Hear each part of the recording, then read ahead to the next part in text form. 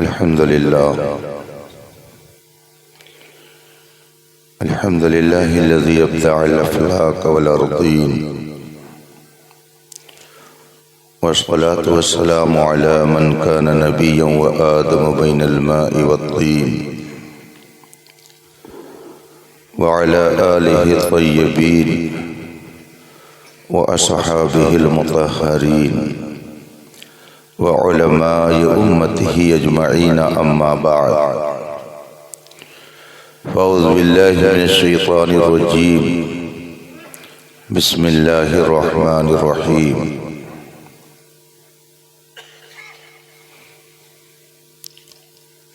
ومن يطع الله ورسوله فقد فاز فوزا عظيما.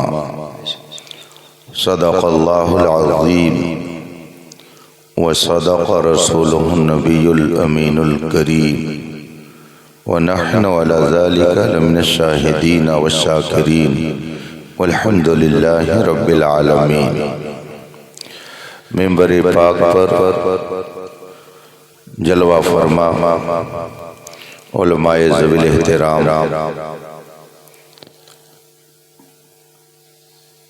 طلبہ علوم نبوت، حاضرین محترم، بالخصوص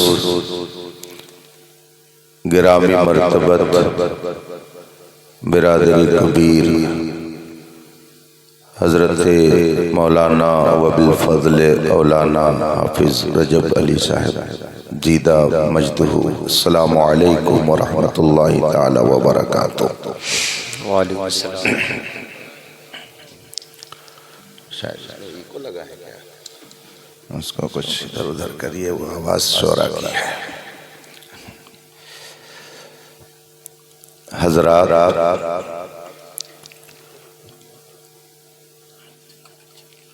ہمارے اور آپ کے لیے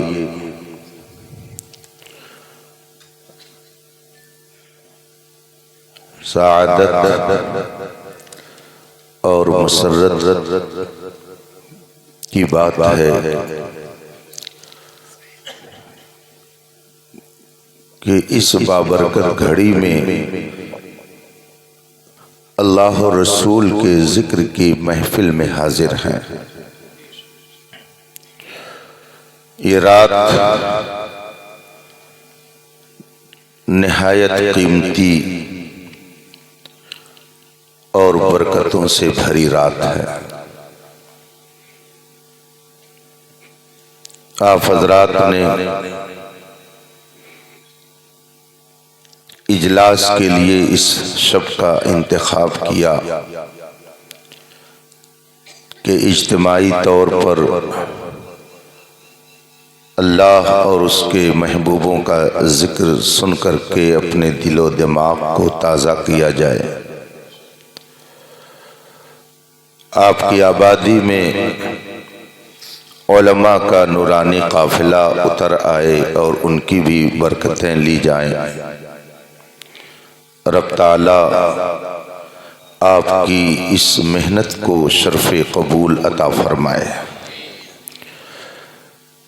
مجھے اس بات کا احساس ہے کہ موسم سرد ہے، ٹھنڈک ہے، اور آج کی رات میں آدمی چاہتا ہے کہ میں تنہائی میں بیٹھ کر کے ندامت کے دو آنسو گرا کے اپنے رب کو راضی کروں. یہ استغفار کی رات ہے، توبہ کی رات ہے، گناہوں سے بخشش کی رات ہے، مغفرت کی رات ہے. نہایت برکتوں والی گھڑی میں ہم اور آپ سانسیں لے رہے ہیں، لیکن اللہ نے چاہا تو آپ کا اس محفل میں بیٹھنا ضائع نہیں جائے گا. اس لیے کہ حدیث پاک کے مطابق اس مجلس کو بھی رحمت کے فرشتوں نے ڈھانپ رکھا ہے اپنی رحمت سے. تو ہم اپنے گھر میں تنہائی میں اللہ کو یاد کریں یا محفل میں اگر اس نے چاہا تو اپنی رحمتوں سے ہمیں نوازے گا۔ مجھ سے پہلے ابھی آپ نے ایک شاندار خطاب،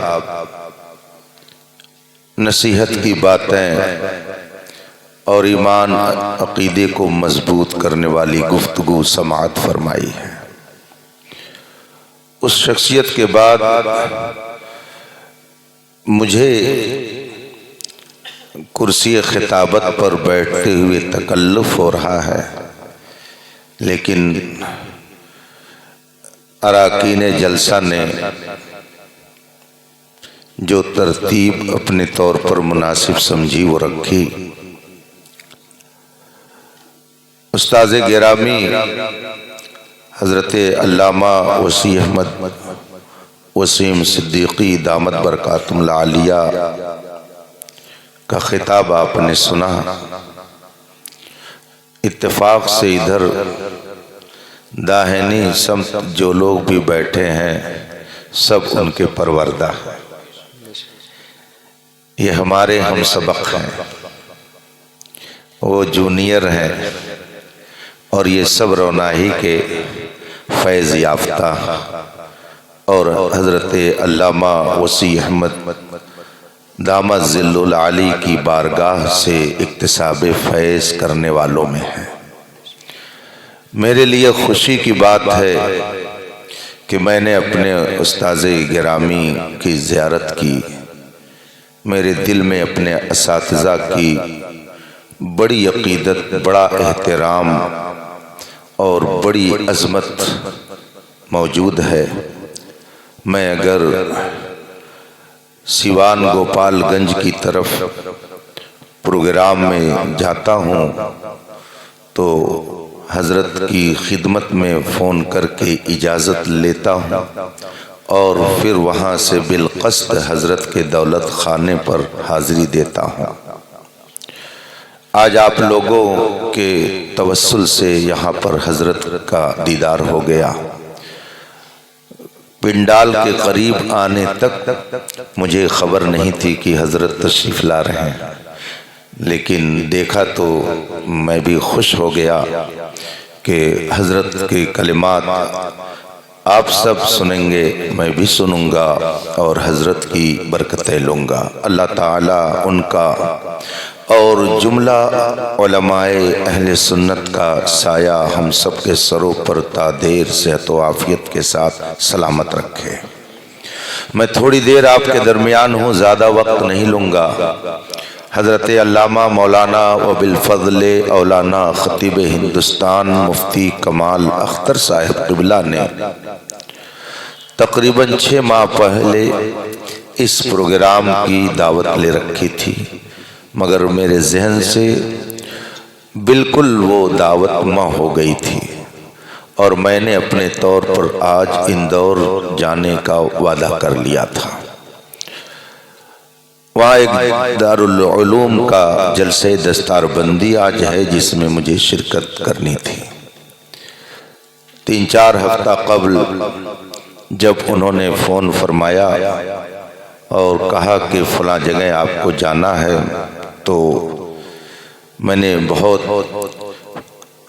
منت و سماجت کی کہ اب میری معذرت قبول کر لیں، تو حضرت نے فرمایا کہ جس آدمی کی دعوت ہے معذرت قبول کرنے کا وہاں کوئی کھاتا نہیں ہے، اور اگر آپ نہیں آئے تو میرے لیے مصیبت ہو جائے گی، اس لیے آپ کو اندور کا پروگرام کینسل کرنا پڑے گا۔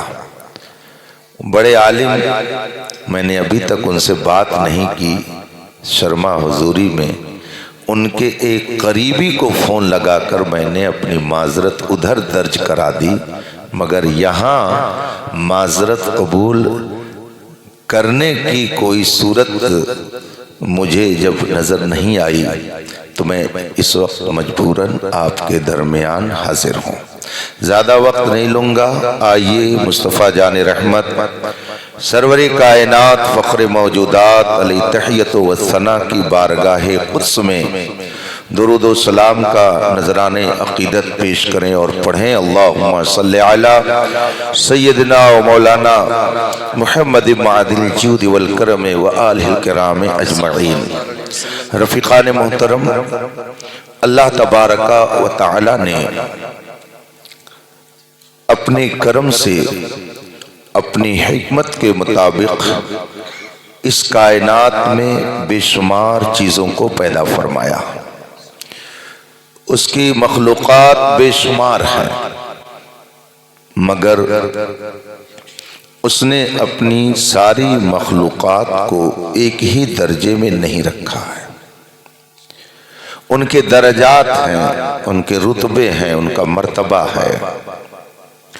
اللہ تعالیٰ کی ایک مخلوق فرشتہ ہے، لا تعداد فرشتے اللہ نے پیدا فرمائے۔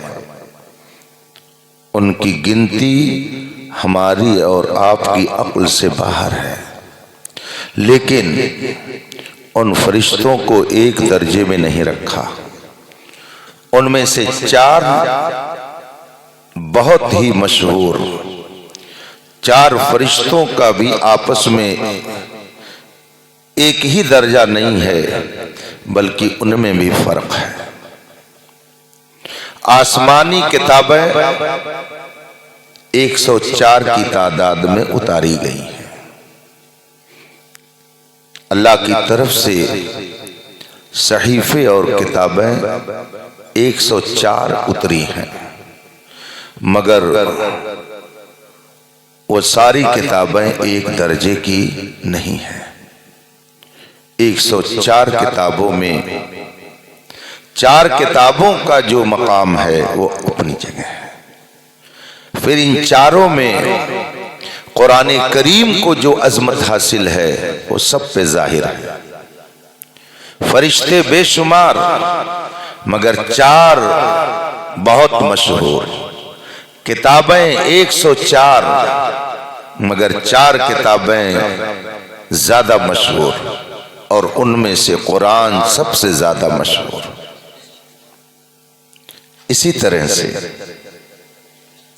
رسول پاک کے صحابہ بے شمار، 1 لاکھ کم و بیش 1,24,000 صحابہ کی تعداد ہے۔ 1,24,000 صحابہ میں سب ایک درجے کے نہیں۔ ان صحابہ میں 4 سب سے زیادہ مشہور، اور پھر ان 4 میں ایک درجے کے نہیں۔ سب سے عظیم درجہ حضرت سیدنا صدیق اکبر رضی اللہ تعالی عنہ کا ہے۔ آپ دیکھیے یہ سسٹم، ذرا دیکھیے نظام قدرت دیکھیے۔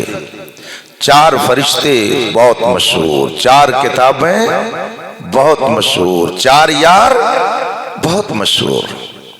سب دن اللہ نے بنائے ہیں، ساری راتیں خدا ہی نے بنائی ہیں، سارے مہینے خدا کے بنائے ہوئے ہیں، مگر 12 مہینے ایک درجے کے نہیں ہیں۔ 12 مہینوں میں 4 مہینے کی اہمیت الگ ہے۔ ان کو اشہر حرم کہا جاتا ہے۔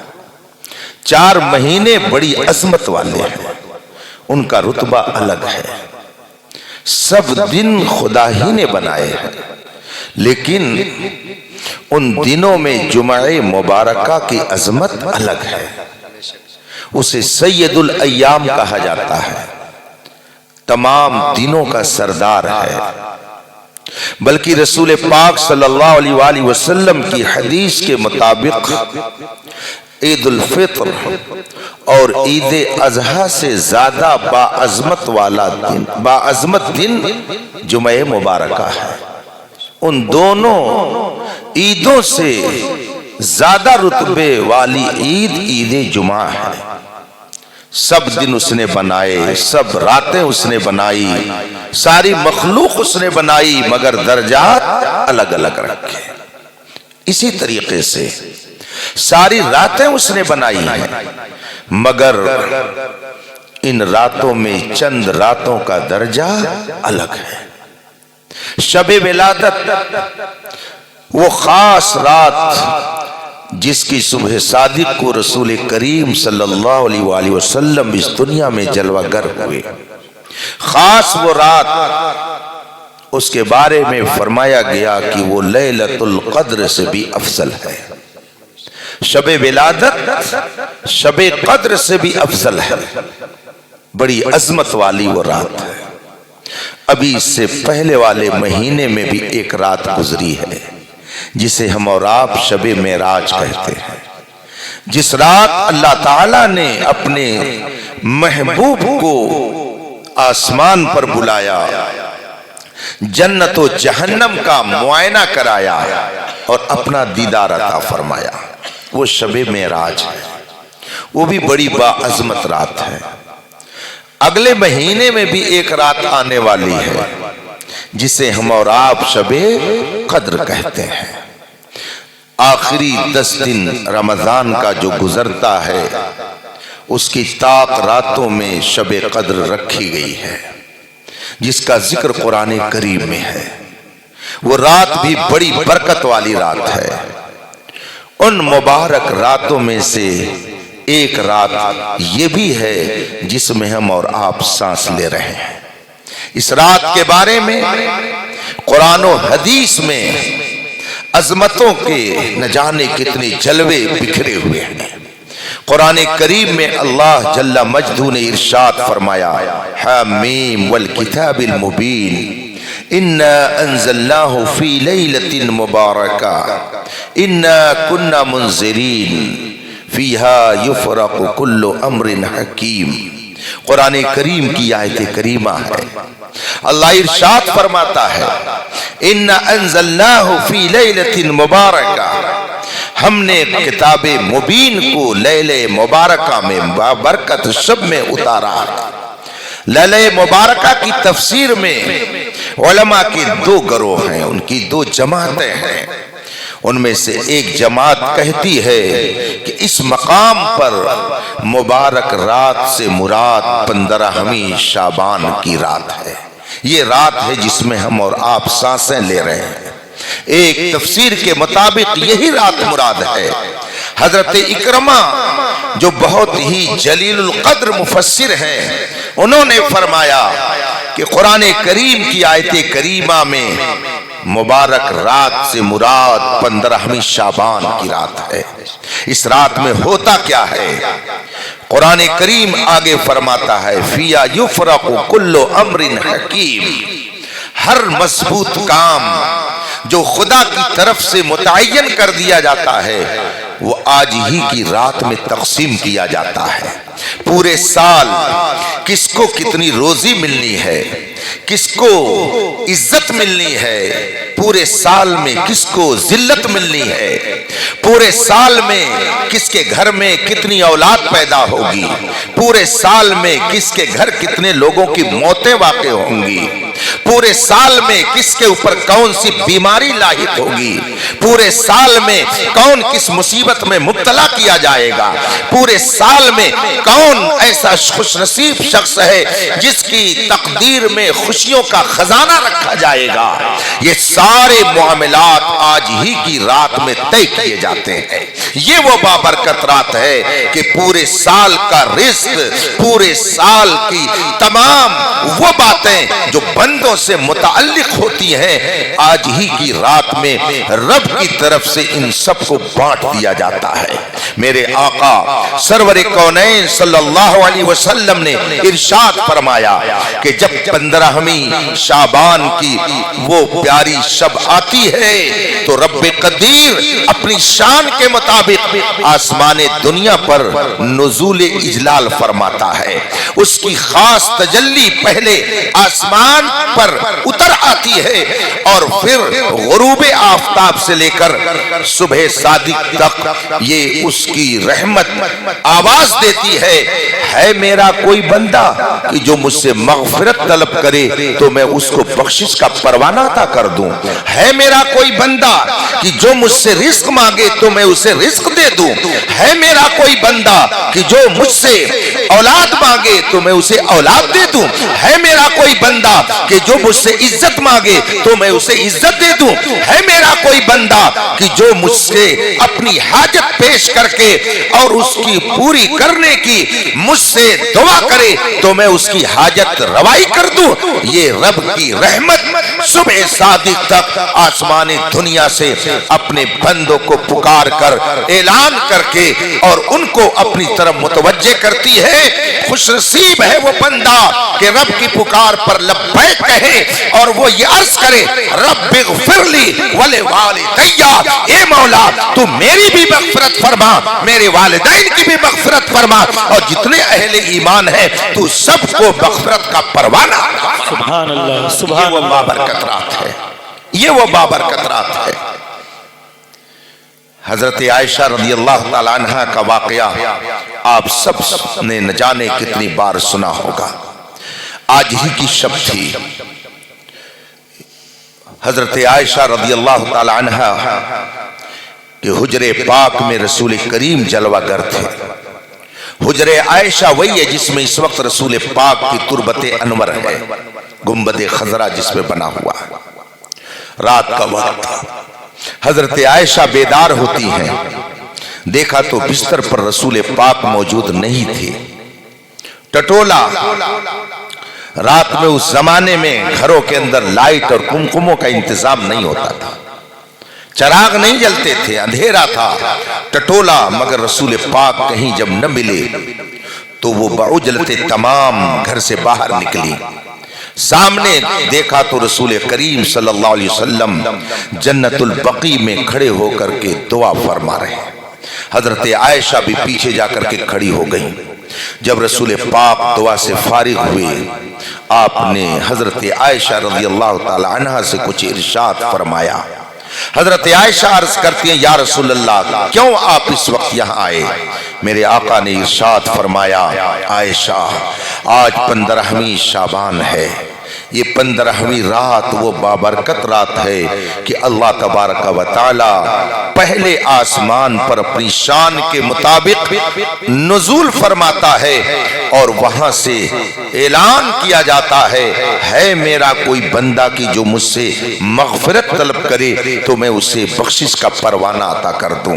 رسول پاک صلی اللہ علیہ وسلم نے خود یہ عمل کر کے قیامت تک اپنے ماننے والوں کو یہ درس دے دیا کہ جب یہ شب آئے تو تم بھی خود اپنے لیے دعائے مغفرت کرو، اپنے مومن بندوں کے لیے، مومن بھائیوں کے لیے تم دعائے مغفرت کرو۔ رسول کریم صلی اللہ علیہ وسلم نے آج کی شب کی فضیلت بیان کر کے امت کو ایک موقع ہر سال عطا کیا کہ اپنے گناہوں سے تم معافی مانگو، اپنے آنکھوں سے ندامت کے آنسو گراؤ، سال بھر جو تم سے غلطیاں ہو جائیں، گناہ جو تم سے سرزد ہو جائیں، ایک اسپیشل رات خدا کی طرف سے تمہیں دی جاتی ہے۔ تم نے اگر اس رات میں اپنے ندامت کے آنسو گرا کر کے گناہوں سے اپنے آپ کو پاک کر لیا تو رب قدیر تمہیں اور رحمتوں سے مالا مال فرمائے گا۔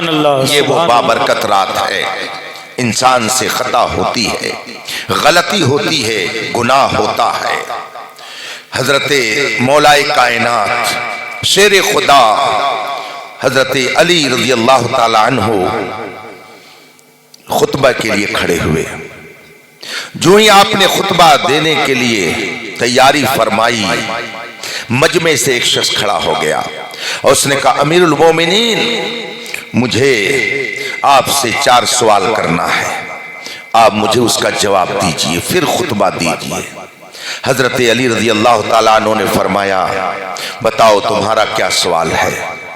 اس نے کہا امیر المومنین یہ بتائیں قریب کیا چیز ہے اور زیادہ قریب کیا چیز ہے؟ یہ پہلا سوال ہے۔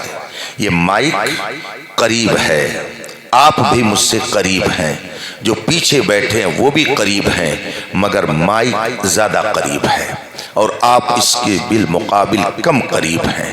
حضرت علی رضی اللہ تعالی عنہ سے پہلا سوال یہ ہوا کہ قریب کیا چیز ہے اور زیادہ قریب کیا چیز ہے۔ دوسرا سوال کیا گیا، امیر المومنین یہ بتائیں ضروری کیا چیز ہے اور زیادہ ضروری کیا چیز ہے۔ اور تیسرا سوال یہ ہوا، تعجب کیا چیز ہے اور زیادہ تعجب کی کیا چیز ہے۔ اور چوتھا سوال ہوا، مشکل کیا ہے اور زیادہ مشکل کیا ہے۔ یہ چار سوال حضرت علی رضی اللہ تعالی عنہ سے مجمع عام میں کیا گیا۔ حضرت علی رضی اللہ تعالی عنہ نے جب اس سائل کا سوال سن لیا تو آپ نے جواب دینا شروع کیا اور فرمایا، سنو، تم کہتے ہو قریب کیا چیز ہے اور زیادہ قریب کیا چیز ہے، سنو، قیامت قریب ہے، قیامت قریب ہے، مگر میں کہتا ہوں اتنی بھی قریب نہیں ہے کہ کل آ جائے، اتنی بھی قریب نہیں ہے کہ 25 سال میں آ جائے، اتنی بھی قریب نہیں ہے کہ 50 سال میں آ جائے۔ ابھی تو کیا ہے، ابتدائے عشق ہے روتا ہے کیا، آگے آگے دیکھیے ہوتا ہے کیا۔ حدیث میں فرمایا گیا ہے جب قیامت قریب ہوگی آدمی کو اپنا ایمان بچانا مشکل ہوگا، ہاتھ میں انگارہ لینا آسان ہوگا مگر دین پر چلنا اس سے زیادہ مشکل ہوگا۔ ابھی وقت یہ نہیں آیا ہے، ابھی تو آپ کو نمازوں کے پڑھنے کے لیے آزادی ہے۔ آپ اگر روزہ رکھیں تو آپ کو کوئی نہیں روک سکتا، آپ اگر قرآن کی تلاوت کریں تو کوئی آپ کو منع نہیں کر سکتا ہے، اگر آپ شریعت پر عمل کریں تو آپ کو کوئی روکنے والا نہیں ہے، اگر آپ نیک بن کے رہنا چاہیں تو آپ کو کوئی روک نہیں سکتا ہے، مگر ایک وقت ایسا آئے گا کہ نیک بن کر کے رہنا بھی مشکل ہوگا۔ آپ نماز پڑھنا چاہیں گے تو نہیں پڑھ پائیں گے، نیک ماحول میں رہنا چاہیں گے تو نہیں رہ پائیں گے۔ ابھی تو وقت نہیں آیا ہے، اس لیے قیامت قریب تو ہے مگر اتنی بھی قریب نہیں ہے کہ 2-4 دن میں آ جائے، اتنی بھی قریب نہیں ہے کہ 2-4 سال میں آ جائے۔ کیا آپ نے عقیدے کا یہ مسئلہ نہیں پڑھا ہے کہ جب تک اس دنیا میں ایک بھی کلمہ پڑھنے والا صاحب ایمان رہے گا اس وقت تک قیامت نہیں آ سکتی ہے۔ عقیدے کا مسئلہ ہے، یہ آئے گی، اس سے انکار نہیں، مگر جب تک ایک بھی ایمان والا رہے گا اس وقت تک قیامت نہیں آ سکتی ہے۔ تو قیامت کیا ہے؟ کوئی پارک بنے گا، کوئی کلب بن جائے گا، کوئی تفریح گاہ بن جائے گی۔ قیامت کیا ہے؟ بہترین پارک بنایا جائے گا، شاندار قسم سے ٹہلنے کے لیے جگہ متعین کی جائیں گی، بڑی بڑی بلڈنگیں بنا کر کے آپ کو ایک ایک فلیٹ اس میں الاٹ کر دیا جائے گا۔ کیا یہ قیامت ہے؟ قرآن کریم فرماتا ہے اذا زلزلت الارض زلزالها، قیامت جب آئے گی تو زمین کو ایک زلزلہ آئے گا، زمین کو ایک جھٹکا آئے گا اور یہ فلک بوس عمارتیں یہ دھڑام سے زمین بوس ہو جائیں گی، سب زمین پر آ جائیں گی، سورج کی روشنی ختم ہو جائے گی، چاند کی چاندنی ختم ہو جائے گی، ستاروں کی جھلملاہٹ ختم ہو جائے گی، دریا کی روانی ختم ہو جائے گی، یہ نظام کائنات درہم برہم ہو جائے گا۔ یہ ہے قیامت۔ مگر اے مومن، اپنا رتبہ تو آپ دیکھ لو، آپ اپنا مقام تو دیکھو، آپ کا درجہ کیا ہے، رب کی بارگاہ میں آپ کی محبوبیت کیسی ہے، مصطفیٰ کی غلامی کی برکت سے آپ کا درجہ کتنا بلند ہے کہ جب تک ایک بھی ایمان والا رہے گا اس وقت تک قیامت نہیں آ سکتی ہے۔ اس کا مطلب ہے کہ اگر چاند کی چاندنی ہے تو ایک مومن کی برکت سے ہے، سورج کی روشنی ہے تو ایک مومن کی برکت سے ہے، زمین کا نظام قائم ہے تو مومن کی برکت سے، دریا کی روانی اگر ہے مومن کی برکت سے۔ گویا اگر کوئی ہمیں گالی دیتا ہے اور پھر بھی सूरज की रोशनी से फायदा उठाता है तो वो ये न समझे कि उसका कमाल है, ये हमारे सब्र का कमाल है कि तुझे रिस्क भी मिलता है तो हमारी बरकत से, तुम्हें अगर चांद की चांदनी मिलती है तो हमारी बरकत से, हम नहीं रहेंगे तो ये कायनात भी नहीं रहेगी। जब मुस्तफा के गुलामों की ये शान है कि उनकी बरकत से दूसरों को रिस्क मिलता है तो भला मुस्तफा जाने रहमत की अजमत का कौन? सुभान अल्लाह, सुभान जब अल्लाह। उनके गदा भर देते हैं शाहाने जमाना की झोली, मुहताज का जब ये आलम है मुख्तार का आलम क्या होगा? जब नबी के गुलामों की ये शान है कि जब तक ये रहेंगे तब तक निजामे कायनात बाकी रहेगा, और ये नहीं रहेंगे तो इसलिए आपको घबराने की जरूरत नहीं है। शाख पे बैठ के जड़ काटने की फिक्र में है, कहीं नीचा न दिखा दे तुझे शजरा तेरा। जो ये चाहते हो कि कलमा न पढ़ा जाए, आपको इसमें टेंशन में आने की जरूरत नहीं है। आप कभी ये फिक्र मत कीजिए कि हम इस्लाम की हिफाजत कर रहे हैं, कभी फिक्र मत कीजिए कि इस्लाम मुश्किल में है, ऐसा नहीं हो सकता। हम इस्लाम की हिफाजत नहीं कर रहे हैं, किसी और का मजहब हो सकता है ऐसा हो कि उसके मानने वालों को दौड़ना पड़े कि आओ बचाओ तुम्हारा मजहब खत्म हो रहा है, बचाओ अपने मजहब को, मगर हम इस्लाम को बचाने के लिए नहीं हैं, इस्लाम हमें बचाने के लिए है। हम इस्लाम की हिफाजत नहीं कर रहे हैं बल्कि इस्लाम हमारी हिफाजत कर रहा है। हम इस्लाम को इसलिए नहीं मानते हैं कि हम इस्लाम को बचाएंगे, हम इस्लाम को इसलिए मानते हैं कि हम खुद को अल्लाह के अजाब से बचाएंगे। पूरी दुनिया अगर खुदा के वजूद का इनकार कर दे, पूरी दुनिया अगर उसकी इबादत से मुंह मोड़ ले, पूरी दुनिया की मस्जिदों को खत्म कर दिया जाए, खुदा की कसम खुदा की खुदाई पे कोई फर्क नहीं आ सकता है। वो रब है और रहेगा, वो खुदा है वो रहेगा, वो माबूद है माबूद रहेगा। अगर पूरी दुनिया उसके माबूद होने का इनकार कर दे तब भी उसकी खुदाई पे कोई फर्क नहीं आ सकता है। हम उसे खुदा मानते हैं, इसमें उसका फायदा नहीं है बल्कि हमारा फायदा। तो अगर कोई कलमा पढ़ता है तो वो ये न समझे कि किसी और शख्सियत पर एहसान करता है। 1400 साल पहले कुरान ने ऐलान कर दिया, कुल ला तमन्नु अलैया इस्लामकुम बलिल्लाहु यमुन्नु अलैकुम अन हदाकुम लिल ईमान। ऐ मेरे महबूब, आप लोगों से अलानिया कह दीजिए, सबको बता दीजिए कि अगर मेरा कलमा पढ़ते हैं तो मुझ पर एहसान मत जताएं, बल्कि ये खुदा का एहसान है कि उसने तुम्हें कलमा पढ़ने की तौफीक अता फरमाई है। तो ये हमारा एहसान नहीं है कि हम खुदा की इबादत करते हैं, ये उसका एहसान है कि वो हमें अपनी इबादत की तौफीक अता फरमाई। सुभान अल्लाह। ये रात बड़ी बरकतों वाली रात है। आज की रात के ताल्लुक से एक सोशल मीडिया पे तरीका चल गया है, मुझसे जो गलती हुई होगी माफ कीजिएगा, मैंने जो गलती की होगी उसे माफ कीजिएगा। गुनाह 3 तरह के होते हैं, सिर्फ व्हाट्सएप पे डाल देने से काम नहीं चलता है।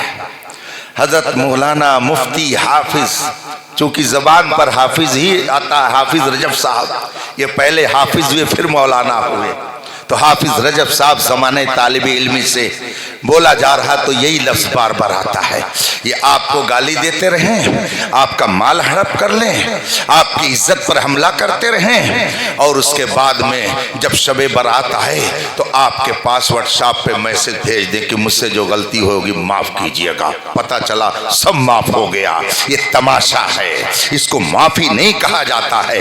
गुनाह 3 तरह के होते हैं, 3 तरह के गुनाह ہوتے ہیں اور تینوں کی نوعیت الگ الگ ہوتی ہے۔ ایک گناہ وہ ہے جس کا تعلق خدا اور بندے کے درمیان ہوتا ہے۔ خدا نے حکم دیا، بندے نے نافرمانی کی، یہ نافرمانی کرنا گناہ ہے، مگر وہ ایسے کام کی نافرمانی ہے کہ اس کی پورتی ہو سکتی ہے، بھرپائی کر سکتا ہے۔ مثال کے طور پر خدا کا حکم ہے کہ 5 وقت کی نماز پڑھو۔ خدا نے فرمایا سورج نکلنے سے پہلے میری بارگاہ میں اپنی پیشانی کو جھکاؤ۔ کیا کبھی انسان غور کرتا ہے کہ آخر سورج نکلنے کے پہلے ہی کیوں ہمیں حکم دیا گیا ہے کہ ہم فجر کی نماز پڑھیں؟ اللہ کو معلوم ہے کہ میرے بندے وفادار بھی ہیں اور غدار بھی ہیں۔ خدا یہ جانتا ہے کہ میرے بندوں میں کچھ میرا کلمہ پڑھنے والے ہیں جو میری عبادت کرتے ہیں، مگر اللہ کو یہ بھی معلوم ہے کہ میرے کچھ بندے مجھے چھوڑ کر اس سورج کی پرستش کرتے ہیں، سورج کو اپنا معبود مانتے ہیں۔ خدا نے چاہا کہ سورج نکلنے سے پہلے پہلے میری کبریائی کا اعلان کیا جائے تاکہ پتہ چل جائے کہ میرا وفادار کون ہے اور میرے دربار سے بھگا ہوا کون ہے۔ اس لیے سورج نکلنے سے پہلے اس کی کبریائی کا اعلان کر کے بندہ اپنی وفاداری کا اظہار کرتا ہے۔ اب اگر کسی نے فجر کی نماز نہیں پڑھی تو اس نے گناہ کا کام کیا، لیکن اس گناہ کے بدلے میں اگر وہ چاہے کہ 2000 روپیہ مولانا رجب صاحب کو دے دے اور یہ لکھ دے چلو تمہاری نماز معاف ہو گئی، تو 2000 نہیں، 2 لاکھ نہیں، 2 کروڑ نہیں، 2 ارب بھی ان کو دے دیجئے اور یہ لکھ کر کے دے دے چلو تمہاری نماز اگر چلی گئی تو کوئی فرق نہیں پڑتا ہے۔ ان کے لکھنے سے کچھ نہیں ہو سکتا ہے۔ آپ صبح سے شام تک کان پکڑ کے اٹھیے بیٹھیے، توبہ کرتے رہیے، توبہ توبہ توبہ توبہ، مگر اس سے کام نہیں چلے گا جب تک کہ اس چھوٹی ہوئی نماز کو آپ پڑھیں گے نہیں، قضا اس کی نہیں کریں گے۔ صرف معافی کہنے سے اس کی معافی نہیں ہو سکتی ہے۔ یہ وہ گناہ ہے کہ بندے اور خدا کے درمیان یہ ہے اور اس کی قضا کرنا بندے کے اوپر لازم ہے۔ جب تک کہ وہ اس کی قضا نہیں کرے گا اس کے گناہ کی معافی نہیں ہو سکتی ہے۔ آدمی نے 4 سال تک پیسہ خوب کمایا اور جا کر کے جب علماء نے کہا کہ زکوٰۃ آپ نکالیے تو اب منہ ٹیڑھا کر کے آدمی کہتا ہاں جب غریب تھے تب نہیں مولوی صاحب دکھائی دیتے تھے اور اب آئے ہیں زکوٰۃ وصولنے کے لیے۔ اب بادل ناخواستہ کچھ نکالا اور نکال کر کے کہا لے جائیے مولوی صاحب لے جائیے، اور اس کے بعد میں کیا بتائے چندائی کرنے کے لیے آ جاتے ہیں۔ لیکن وہی ارب پتی، وہی کھرب پتی، وہی گاؤں کا مکھیا، وہی گاؤں کا سب سے بڑا اہل ثروت جب دنیا سے جاتا ہے تو امام صاحب نے چندہ کر کے مسجد میں جو قبرستان لے جانے کے لیے چارپائی خرید رکھی تھی وہ ساہوکار بھی اسی چندے کی چارپائی پہ اٹھا کے قبرستان پہنچائے جاتے ہیں۔ اے انسان تو کس دولت پر ناز کرتا ہے؟ جب تو دنیا سے جا رہا ہے تو اسی چندے کی چارپائی پر تجھے لے کر کے لوگ قبرستان پہنچا رہے ہیں۔ نہ تیری دولت کام آئی، نہ تیرا اقتدار کام آیا، نہ تیری اولاد کام آئی، نہ تیرا اور کوئی دنیا کا کرو فرق کام آیا۔ قبر میں جانے کے بعد بتا تجھے کیا کام آیا۔ ایک گناہ وہ ہے جو انسان اور بندے کے بیچ ہوتا ہے اور اس کی بھرپائی ممکن ہوتی ہے، جب تک اس کی بھرپائی نہیں کرے گا صرف معافی کرنے سے وہ معاف نہیں ہوگا۔ جتنی نمازیں چھوٹی ہیں توبہ توبہ کہنے سے اس کی نماز کی بھرپائی نہیں ہو سکتی جب تک کہ وہ ان نمازوں کو پڑھے نہ جو اس سے قضا ہوئی ہیں۔ زکوٰۃ اگر اس نے 10 سال نہیں دی ہے تو یہ کہنے سے کام نہیں چلے گا توبہ کرتا ہوں توبہ کرتا ہوں، یہ توبہ کرنا نہیں ہے، یہ استہزاء اور مذاق کہلائے گا۔ جب تک کہ 10 سال کی زکاتیں ادا نہیں کرے گا حساب دے کر کے، صرف توبہ استغفر اللہ کہنے سے گناہ معاف نہیں ہوتا ہے۔ ایک گناہ وہ ہے، اور دوسرا گناہ جو خدا اور بندے کے بیچ کہ اللہ کی نافرمانی کیا خدا کی نافرمانی، مگر اس کی بھرپائی اب نہیں کر پائے گا۔ معاذ اللہ معاذ اللہ معاذ اللہ، فرض کیجئے کہ کسی شخص نے زنا کیا، یہ وہ جرم ہے کہ دنیا میں بڑی سخت سزا ہوتی ہے اس کی، لیکن اب اس کی قضا تھوڑی کچھ ہے، اس کی بھرپائی کیا ہوگی؟ اس کی بھرپائی دنیا میں یہ ہے کہ آدمی صدق دل سے اس کی بارگاہ میں ندامت کے آنسو گرائے، توبہ کرے، استغفار کرے، آنسوؤں سے اپنے اس گناہ کی سیاہی کو دھونے کی کوشش کرے۔ اس طرح کے جو گناہ ہیں وہ توبہ اور سچی استغفار سے معاف ہو سکتے ہیں۔ اور ایک گناہ وہ ہے جو بندے اور بندے کے بیچ ہوتا ہے، بندے اور بندے کے بیچ کی نافرمانی ہوتی ہے۔ مثلا خدا نے فرمایا کہ دوسرے کا ناجائز مال مت کھاؤ، اب آدمی نے ناجائز مال کھا لیا، ہڑپ کر لیا، ایک بالشت زمین اپنے قبضے میں کر لی، 1,00,000 روپیہ کسی کا غصب کر لیا، قرض دیا تھا اور جب مانگنے جاتا ہے تو کہتا چلو کل آنا، چلو پرسوں آنا، اور پوری زندگی اس نے ایسے ہی بتا دی، مگر جس سے قرض لیا تھا اس کا قرض اس نے ادا نہیں کیا اور وہ دنیا سے جانے لگا۔ اب کہتا ہے معافی مانگتا ہوں، توبہ کرتا ہوں، توبہ کرتا ہوں، ذرا بلا لائیے مولانا صاحب کو، توبہ مجھ سے کرا دے۔ اس توبہ کرنے سے تھوڑی معاف ہوگا جب تک کہ جتنا مال اس کا لیا تھا اس کو واپس نہ کر دے، اس وقت تک اس کی توبہ کی کوئی حیثیت نہیں ہو سکتی ہے۔ یہ بندے اور بندے کے درمیان گناہ ہوتا ہے کہ جسے واپس کر سکتا ہے، مال لیا ہے اسے دے سکتا۔ علماء فرماتے ہیں کہ اگر کسی کا مال کسی نے کھا لیا اور وہ دنیا سے چلا گیا، جس کا کھایا تھا، کھانے والا زندہ، جس کا کھایا وہ چلا گیا، اس کی اولاد بھی کوئی نہیں ہے، اب کیسے؟ اب اگر بھرپائی کرنا چاہے تو کیسے کرے؟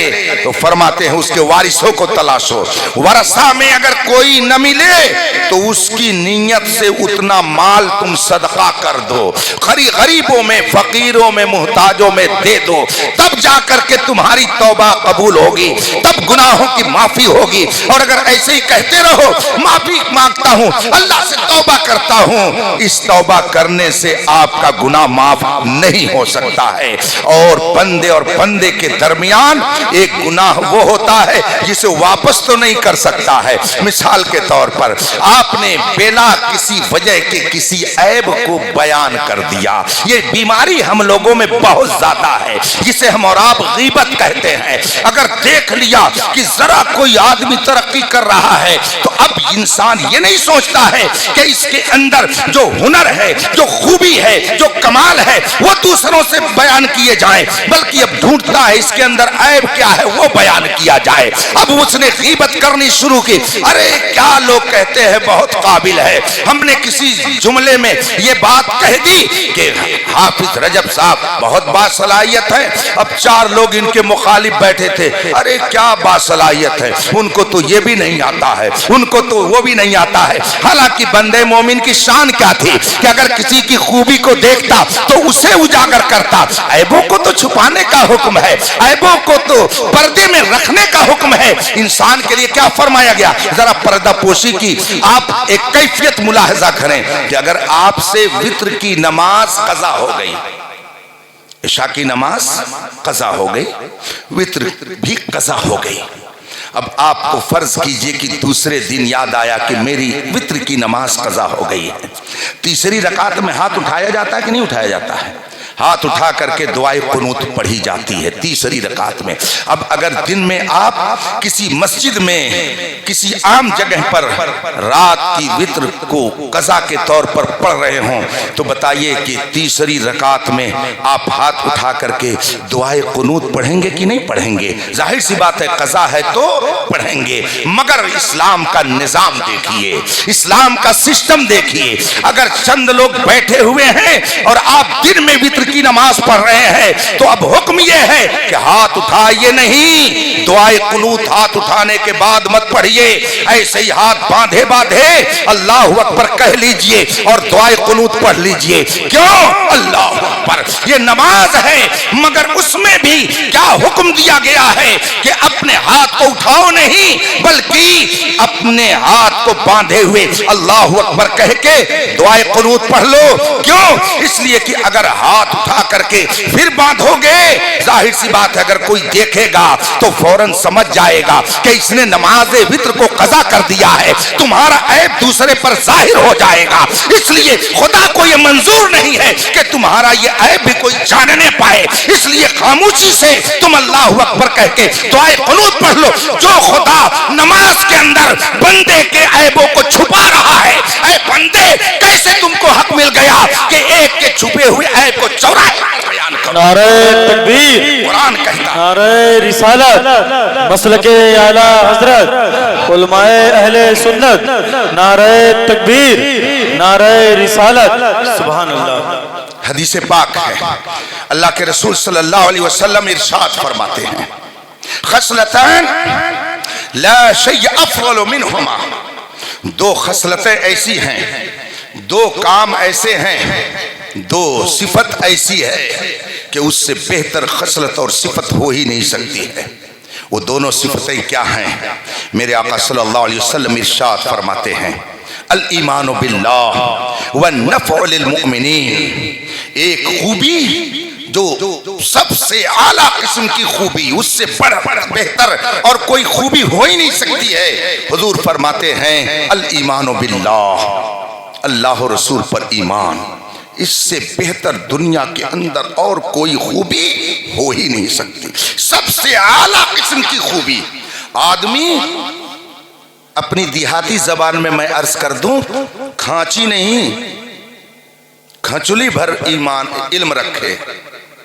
खांची समझ रहे हैं ना, खचुली उससे बड़ी होती है ना, तो खांची भर नहीं खचुली भर ईमान रखे, इल्म रखे। लेकिन अगर उसके पास ईमान नहीं है तो उसका इल्म उसको नफा नहीं दे सकता है। पूरी दुनिया का बादशाह बन जाए लेकिन ईमान वाला नहीं है तो जहन्नम के दहकते हुए शोले में डाला जाएगा। पूरी दुनिया के अंदर जितना हुस्न जमाल हो सकता है सब उसके अंदर हो, लेकिन साहिब ईमान नहीं है तो उसे जहन्नम में जाने से कोई रोक नहीं सकता है। पूरी दुनिया के अंदर जितने लाओ लश्कर फौज ताकत कुव्वत हो सब किसी के पास हो, लेकिन अगर वो साहिब ईमान नहीं है तो अल्लाह के अजाब से उसे कोई बचा नहीं सकता है। आप तारीख उठा करके देख लीजिए, नमरूद अपने आप को खुदा कहलवाता था, अना रब्बुकुमुल आला, मैं तुम्हारा सबसे बड़ा परवरदिगार हूं। मगर खुदा बनने वाला अपने आप को नहीं बचा सका, अपने बंदों को क्या बचाएगा। तारीख पढ़ लीजिए, न जाने कितने लोग ऐसे गुजरे हैं कि जिन्होंने दुनिया पर हुकूमत की मगर वो साहिब ईमान न रहे तो उनका वजूद खत्म हो गया और खुदा के अजाब में मुब्तला कर दिए गए। इसलिए दुनिया की हर चीज आपको मिल जाए और ईमान न हो तो खुदा के अजाब से कोई बचा नहीं सकता है। और अगर साहिब ईमान है और झोपड़ी में रहे तो यहाँ तो झोपड़ी में रहेगा मगर इंशाअल्लाह जन्नत की बहारें उसका इस्तकबाल करती। बेशक, सुभान अल्लाह। तो दुनिया की सबसे बड़ी नेमत का नाम ईमान है, इससे बढ़कर और कोई दौलत याद रखिएगा। और दूसरी खूबी क्या है, हुजूर ने फरमाया व नफ़उ लिल मुमिनीन, मुसलमानों को नफा पहुंचाना, मुसलमानों को नफा पहुंचाना। ईमान के बाद दूसरी खूबी हुजूर ने ये बयान फरमाई। इससे इस बात की तरफ इशारा हुआ कि साहिब ईमान ये किसी को ज़रर नहीं पहुंचाता है बल्कि हर एक को नफा ही नफा पहुंचाता है।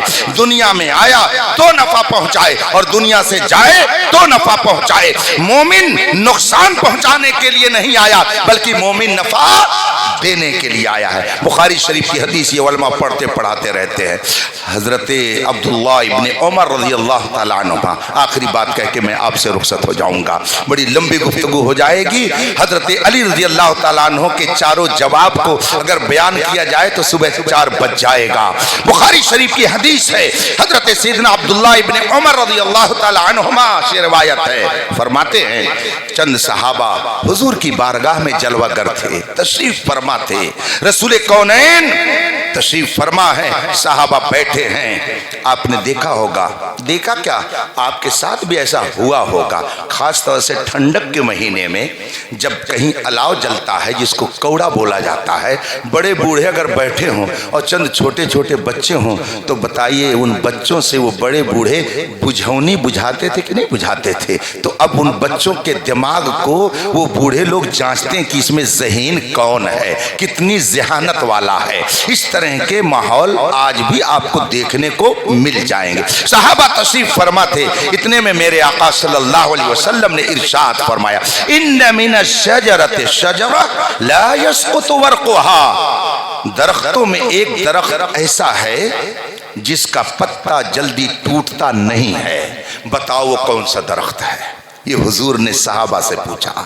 ایک درخت ایسا ہے جس کے پتے جلدی ٹوٹتے نہیں ہیں، بتاؤ وہ کون سا درخت ہے؟ حضور نے آگے اور بھی ارشاد فرمایا، وہ درخت مثل المومن، وہ مسلمان کی طرح ہے. مثل المسلم، وہ درخت مثل مسلمان ہے. وہ کون سا درخت ہے یہ بتاؤ. صحابہ تشریف فرما اب وہ سوچنے لگے کہ کون سا درخت ہو سکتا ہے کہ جو مسلمان کی طرح ہوتا ہے، جس کو رسول پاک نے مسلمان کی طرح فرمایا اور اس کا پتا جلدی ٹوٹتا نہیں ہے. وہ کون سا درخت ہے؟ سب لوگ غور کرنے لگے. حضرت عبداللہ ابن عمر رضی اللہ تعالیٰ عنہ فرماتے ہیں کہ جتنے لوگ وہاں اس وقت موجود تھے ان میں سب سے کم عمر کا میں ہی تھا. میرے ذہن میں بار بار اس کا جواب آ رہا تھا کہ میں بتا دوں، لیکن شرم کے مارے، چونکہ بڑے لوگ موجود تھے اس لیے شرم و حیا کے مارے میں نہیں بول رہا تھا. اب جتنے لوگ وہاں بیٹھے تھے، کوئی جنگل کے کسی درخت کی طرف ذہن لے جا رہا تھا، کوئی کسی طرف، مگر کسی کی ہمت نہیں پڑی کہ حضور سے وہ عرض کرے یا رسول اللہ فلاں درخت ہے. مگر صحابہ نے تھوڑی دیر کے بعد عرض کر دیا، یا رسول اللہ آپ ہی بتائیں کہ وہ کون سا درخت ہے کہ جس کے پتے جلدی ٹوٹتے نہیں ہیں اور وہ مسلمان کی طرح ہوتا ہے. میرے آقا صلی اللہ علیہ وسلم نے ارشاد فرمایا، تلک النخلہ، تلک النخلہ. وہ کون سا درخت ہے؟ کھجور کا درخت ہے. کون سا درخت ہے؟ کھجور کا درخت ہے. حضرت عبداللہ ابن عمر رضی اللہ تعالیٰ عنہ فرماتے ہیں کہ میں اپنے ابا کے پاس گیا، یعنی حضرت عمر رضی اللہ تعالیٰ عنہ کے پاس گئے. خلیفہ دوم کے شہزادے فرماتے ہیں میں گیا اور میں نے پورا واقعہ اپنے ابا جی سے عرض کیا. ابا جی حضور نے ایسے ایسے سوال کیے تھے، اس طرح سے وہاں پہ منظر پیش آیا. میرے ذہن میں بار بار بات آ رہی تھی کہ میں بتا دوں کہ وہ کھجور ہی کا درخت ہے، مگر شرم کے مارے بڑوں کی موجودگی میں بولنا نہیں چاہ رہا تھا. حضرت عمر رضی اللہ تعالیٰ عنہ فرماتے ہیں بیٹے اگر تم نے حضور کی بارگاہ میں جواب دے دیا ہوتا تو تمہارے مینڈیٹ ہونے کی وجہ سے میں خوش ہو جاتا کہ میرا بیٹا کتنا ذہین ہے کہ اتنا باریک جواب بھی اس کے ذہن میں آ گیا. چلو خیر کوئی بات نہیں. یہ تو حدیث ہوئی، بخاری میں بھی ہے، مسلم بھی ہے، اور بھی حدیث کی کئی کتابوں میں یہ حدیث درج ہے. اب اس میں نکتہ یہ ہے، رسول پاک نے فرمایا کہ ایک درخت ایسا ہے جس کا پتا جلدی ٹوٹتا نہیں ہے اور وہ مسلمان کی طرح ہوتا ہے. تو آخر مسلمان کی طرح ہونے کا کیا مطلب ہے؟ شارحین حدیث فرماتے ہیں کہ دنیا کے اندر درختوں کو اگر دیکھ لیا جائے تو جتنی خصوصیتیں کھجور میں ہیں وہ دوسرے درختوں میں نہیں پائی جاتی ہیں. آپ دیکھ لیجئے اگر آندھی چلی، آم کے پتے نہ جانے کہاں پر ٹوٹ کر کے چلے جائیں گے، دوسرے درختوں کے پتے نہ جانے کہاں ٹوٹ کر چلے جائیں گے، مگر کھجور کا درخت ایسا ہے کہ اس کا پتا اپنی جڑ سے جلدی ہٹتا نہیں ہے. اس سے اس بات کی طرف اشارہ ہے کہ ایک بندے مومن کا ایمان ایسے ہی مضبوط ہوتا ہے کہ ہزار آندھی چلے، ہزار طوفان چلے، ہزار مشکلیں آئے، ہزار پریشانیاں آئے، مگر اپنے مرکز ایمان سے اس کا رشتہ ٹوٹتا نہیں ہے، بلکہ وہ علل اعلان کہتا ہے یہ ایک جان کیا ہے اگر ہو کروڑوں تیرے نام پہ سب کو وارا کر. سبحان اللہ. جس طریقے سے ایک بندے مومن اپنے مرکز ایمان رسول پاک سے اپنا رشتہ کسی حال میں نہیں توڑتا ہے، اسی طریقے سے یہ درخت بھی ہزار طوفان چلے مگر وہ اپنا رشتہ اپنے مرکز سے توڑتا نہیں. یہ ایک خوبی ہے. اس کے علاوہ کھجور کا حال کیا ہے کہ اگر بالفرض کوئی زبردستی اس کے پتے کو توڑ ڈالے، کاٹ ڈالے، تو اب بھی کہے گا سنو میں بے نفع نہیں ہوں، میرا فائدہ ہے، لے جاؤ گھر میں اس کو جھاڑو کے کام میں لے آؤ، میں جھاڑو بنا دیا جاؤں گا۔ چنانچہ کھجور کے پتوں سے جھاڑو بنا دی جاتی ہے اور پھر جھاڑو گھر کے کوڑے کو باہر کرنے کا کام کرتی ہے۔ کاٹ دیا گیا مگر اب بھی وہ نقصان نہیں پہنچا رہا ہے بلکہ نفع پہنچا رہا ہے۔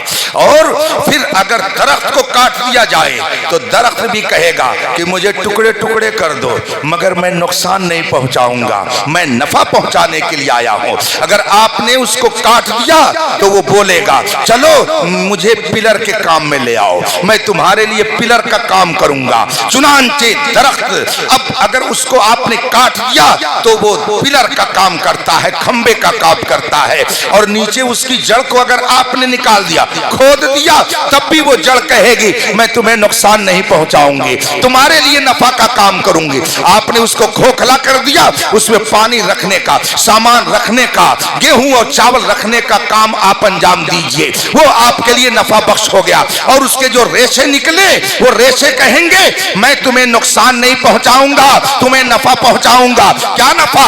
گدے میں بھر لو، صوفے میں لے جاؤ، تکیے میں بھر لو، میں تمہارے کام ہی آؤں گا، تمہیں نقصان نہیں پہنچاؤں گا۔ اور آپ آ جائیے پھل کے اوپر، پھل جو ہی نکلا فوراً ہی اس کو استعمال کرنا شروع کر دیا گیا۔ اگر توڑ لیا گیا اور اس کو خشک کر لیا گیا، اب آپ کے گھر میں اگر رکھ دیا گیا، دوسرے پھلوں کا حال یہ ہے کہ 2 ہی 4 روز میں، 4-6 مہینے میں خراب، مگر کھجور کا پھل اگر آپ نے خشک کر کے گھر میں رکھ لیا، سال بھر تک غذا آپ کے لیے فراہم ہو گئی۔ کچے پر بھی وہ نفع پہنچائے، پک جائے تب بھی نفع پہنچائے، سوکھ جائے تب بھی نفع پہنچائے، تازہ ہو تب بھی نفع پہنچائے۔ ایک بندے مومن دنیا میں آتے ہی پوری دنیا کو فائدہ پہنچانے کا کام کرتا ہے، اور دنیا سے جاتا ہے تب بھی وہ فائدہ پہنچاتا ہے۔ کیسے؟ ایک اس کا جلوہ دیکھ لیجئے۔ ابھی آپ لوگ یہاں سے اٹھیں گے اور قبرستان جائیں گے، وہاں قرآن کی تلاوت کریں گے۔ بتائیے آپ نے مردوں کے ایصال ثواب کی نیت سے قدم یہاں سے قبرستان تک اٹھایا، وہاں جا کے آپ نے قرآن پڑھا، آپ نے ایصال ثواب کیا، بتائیے اس مردے نے آپ کو فائدہ پہنچایا کہ نہیں پہنچایا؟ تو جب دنیا میں آئے اس وقت سے لے کر کے جانے تک مومن مضر نہیں ہوتا ہے بلکہ مومن نفع پہنچانے کے لیے ہوتا ہے۔ یہ 2 چیز ہے۔ اور اس کے بعد اسی کے بالکل متصل حضور نے فرمایا 2 خصلتیں ایسی ہیں کہ ان سے زیادہ گھٹیا، ان سے زیادہ خراب اور کوئی خصلت ہو ہی نہیں سکتی ہے۔ حضور فرماتے الشرک باللہ والضرر للمؤمنین۔ ایک چیز ہے شرک اور دوسرا کام ہے مسلمانوں کو نقصان پہنچانا۔ حضور کی اس حدیث سے معلوم ہوا جہاں ایمان ہوگا وہاں نفع ہوگا۔ حضور کی اس حدیث سے معلوم ہوا جہاں کفر و شرک ہوگا وہاں خیر کی توقع نہیں رکھی جا سکتی ہے، وہاں شر ہی شر رہے گا۔ اس لیے آپ کسی اور سے خیر کی توقع نہ رکھیں، خدا کی بارگاہ میں رجوع کریں، وہی سب دیتا ہے اور وہی مشکل حالات میں خوشی بھی عطا فرماتا ہے۔ اللہ تبارک و تعالی اپنے حبیب پاک کے طفیل ہم سب کو ایمان کی سلامتی کے ساتھ دنیا میں رہنے کی توفیق عطا فرمائے۔ قریب کیا چیز ہے؟ قیامت۔ قیامت قریب ہے، اور زیادہ قریب کیا ہے؟ قیامت قریب ہے۔ حضرت علی رضی اللہ تعالیٰ عنہ سے جب سوال ہوا کیا قریب ہے اور کیا زیادہ قریب ہے، فرمایا قیامت قریب ہے، مگر اس کی تفصیل میں نے بہت لمبا وقت لے لیا، اور اسی درمیان میں نے کہا ابھی 50 سال تک قیامت نہیں آ سکتی۔ ہم قسم کھا کے کہہ سکتے ہیں کہ ابھی 50 سال تک تو قیامت، اس کے بعد بھی ابھی بہت دن ہے، اس کے بعد بھی چلے گا، ابھی تو بہت کچھ باقی ہے۔ مگر حضرت علی فرماتے ہیں قیامت قریب ہے مگر موت زیادہ قریب ہے۔ آپ میں سے کوئی ہے جو قسم کھا کے کہہ سکتا ہے اس ہفتے میں مجھے موت نہیں آئے گی؟ कोई है? अरे एक हफ्ता तो दूर की बात है। माशाअल्लाह, ये है ईमान। इज़ा जाअ अजलुहुम ला यस्तअखिरून सअतन वला यस्तक़दिमून। मौत का जब वक्त आ गया तो न एक सेकंड इधर न एक सेकंड उधर। कयामत करीब है, मगर कसम खा के आप भी कह सकते हैं कि अभी तो नहीं आएगी। 10-20 साल, 25-50 साल, 100 साल तक कसम खा सकते हैं नहीं आएगी, मगर मौत के लिए कोई एक दिन की भी कसम नहीं खा सकता है। इसका मतलब क्या हुआ? कयामत करीब मगर मौत ज्यादा करीब है, और जो ज्यादा करीब हो उसका ख्याल ज्यादा रखा जाता है भाई। जैसे कारी रजब साहब हमसे ज्यादा करीब है तो हम मिसाल में इन्हीं को पेश कर रहे हैं, ख्याल में यही आ रहे हैं। मौलाना रफीउल्लाह साहब भी है, मौलाना फला साहब भी है, मौलाना फला साहब भी है, लेकिन जो ज्यादा करीब होता है उसका ख्याल ज्यादा रखा जाता है। मौत ज्यादा करीब है इसलिए उसका ख्याल ज्यादा रखिए। वो पहला जमाना था जब लोग कहते थे अभी हड्डी मजबूत है, देसी घी खा करके ये मोटे हुए हैं, मगर अब ऐसा नहीं है। न जाने किस गली में जिंदगी की शाम हो जाए, इसलिए मौत का ख्याल हमेशा अपनी नजरों के सामने रखिए। न जाने कितने ईमो आ, न जाने कितने पहलवान आए और अपना जोर दिखा करके दुनिया से चले गए। जो लोग ये समझते थे हम अपने दुश्मन को खत्म कर देंगे, हम मजे से रहेंगे, वो भी दुनिया से चले गए। एक बादशाह था, उसके वजीर ने सुबह सुबह खुशखबरी सुनाई। बादशाह सलामत। कहा क्या बात है? कहा मुबारक हो, खुशखबरी आपके लिए। कहा क्या? कहा वो फला मुल्क में जो आपका मुखालिफ बादशाह था ना वो मर गया, आपको मुबारक हो। बादशाह पढ़ा लिखा बादशाह था, बेवकूफ टाइप का नहीं था, बेपढ़ा लिखा नहीं था। उसने कहा अरे बेवकूफ कहीं के, ये भी कोई खुशखबरी की बात है? अगर वो मर गया तो क्या मुझे मौत नहीं आएगी? आज वो कल हमारी। तो कोई ये ना सोचे कि फला को मार देंगे तो हम हमेशा रहेंगे। कोई आबे हयात पीकर नहीं आया है, मौत से किसको रुस्तगारी है? आज वो कल हमारी बारी है। हम यहाँ जीने के लिए आए ही नहीं। हमारा तो अकीदा यह है कि जिस दिन हम पैदा हुए उसी दिन से लेकर अब तक हमारी जिंदगी से एक एक दिन बढ़ नहीं रहा है बल्कि घट रहा है। इसीलिए मेरे मुर्शिद गिरामी आकाए नेमत हुजूर ताजुश शरिया ने फरमाया, ना समझ मरता है, जिंदगी के लिए जीना मरना है सब कुछ नबी के लिए। मसलके आला हजरत पे कायम रहो, जिंदगी दी गई है इसी के लिए। सुभान अल्लाह, सुभान अल्लाह। इस मुर्दार पे क्या ललचाना, दुनिया देखी भाली है। इसलिए मेरे भाइयों आप आंखें खोलें, देखें जो कुछ हो रहा है। हमेशा अपने आप को खुदा की बारगाह में जाने के लिए तैयार रहें। और तैयारी का मतलब ये नहीं है कि सीना तान करके फरिश्ते से मुकाबला करने के लिए तैयार रहें, बल्कि नेकियों का जखीरा जमा करें, नेकियां करें, गुनाहों से दूर रहें, अपने गुनाहों की माफी मांगे, किसी मुसलमान को जरर और नुकसान न पहुंचाएं।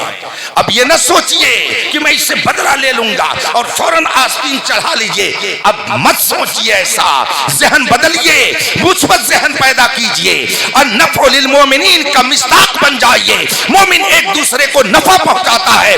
मोमिन की शान नुकसान पहुंचाना नहीं है बल्कि नफा पहुंचाना है। इसलिए खुदा ने अगर आपको इल्म दिया है तो अपने इल्म से नफा पहुंचाइए। अगर दौलत खुदा ने दी है तो अपनी दौलत से नफा पहुंचाइए। अगर अल्लाह ने आपको इख्तिदार दिया है तो अपने इख्तिदार से नफा पहुंचाइए। यहाँ नफा पहुंचाइएगा, मैदान महशर में उसका नतीजा अपने माथे की आंखों से देखिएगा। अल्लाह तबारक व तआला इस रात की बरकतों से हमें और आपको माला माल फरमाए। अभी हजरत ने एक जुमला फरमाया ना, वहाबी फला फला, तो मैं भी आखिरी बात यही कह के जा रहा हूँ, दुनिया के किसी गोशे में रहिएगा मगर रसूल पाक के दुश्मनों से कभी समझौता, नबी से जो हो बेगाना उसे दिल से जुदा कर दो, पिदर मादर बिरादर जानो माल उन पर फिदा। अगर आप कहते हैं लब्बैक या रसूल अल्लाह, अगर आप कहते हैं मसलके आला हज़रत जिंदाबाद, اس کا مطلب ہے کہ آپ محبت نبی کا اظہار کر رہے ہیں، اور کسی سے محبت ہے یا نہیں ہے اس کو آزمانے کے کئی طریقے ہیں، مگر دو طریقہ مجھ سے سن لیجئے۔ کسی سے اگر محبت ہے اور آپ آزمانا چاہتے ہیں کہ واقعی اس سے محبت ہے کہ نہیں، اس کا دو بہت آسان طریقہ ہے، اور یہ طریقہ قرآن نے عطا کیا ہے۔ حافظ رجب صاحب تشریف فرما ہے۔ اب اگر مولانا رفیع اللہ صاحب نے کہا مجھ کو حافظ رجب صاحب سے بہت محبت ہے، حالانکہ مجھے محبت ہے، میں محبت کرتا ہوں، میں اپنے تمام احباب سے عقیدت رکھتا ہوں، میرے دل میں الحمدللہ کسی کو نقصان پہنچانے کا جذبہ پیدا ہی نہیں ہوتا ہے، میں تو ان کے سامنے پیار کی ہی بات کرتا ہوں۔ اب فرض کیجئے حافظ رجب صاحب ہیں، اب ان سے ایک صاحب نے دعویٰ کیا کہ میں بڑی محبت کرتا ہوں، تو اب آپ دیکھ لیجئے کہ واقعی وہ ان سے محبت کرنے میں سچا ہے کہ نہیں۔ اس کا دو طریقہ ہے، ایک تو یہ ہے کہ آپ دیکھیے کہ وہ آدمی ان کے دوستوں سے دوستی رکھتا ہے یا ان کے دوستوں سے نفرت کرتا ہے۔ ایک طریقہ ہے کہ اگر وہ ان سے محبت کرے گا تو ان کے دوستوں سے بھی اس کو محبت ہوگی، اگر ایسا نہیں ہے تو سمجھ جائیے کہ وہ ان سے محبت کا دعویٰ جھوٹا کر رہا ہے۔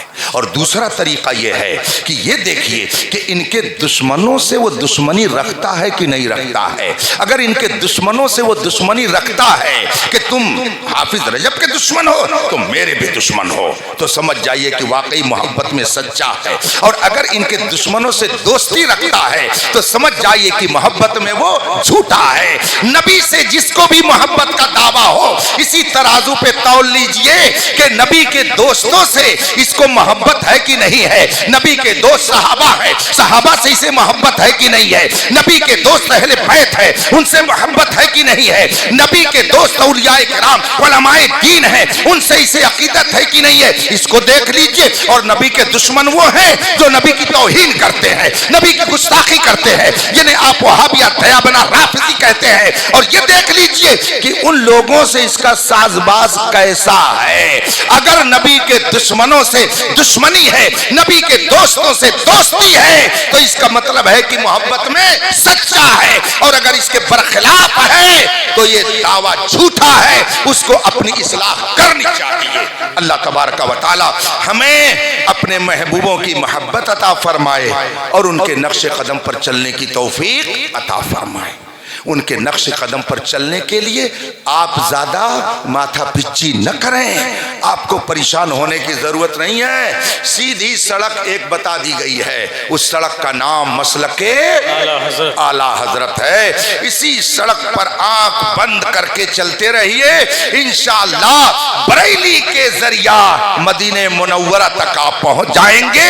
مصطفیٰ جان رحمت کی غلامی کا پٹا گلے میں ڈلا رہے گا۔ اعلیٰ حضرت نے فرمایا ہے تیرے غلاموں کا نقش قدم ہے راہ خدا، وہ کیا بہک سکے جو یہ سراغ لے کے چلے۔ اسی پر چلتے رہیے گا، انشاءاللہ کل جنت کی بہاریں آپ کا استقبال کرتی نظر آئیں۔ وآخر دعوانا ان الحمدللہ رب العالمین۔ السلام علیکم۔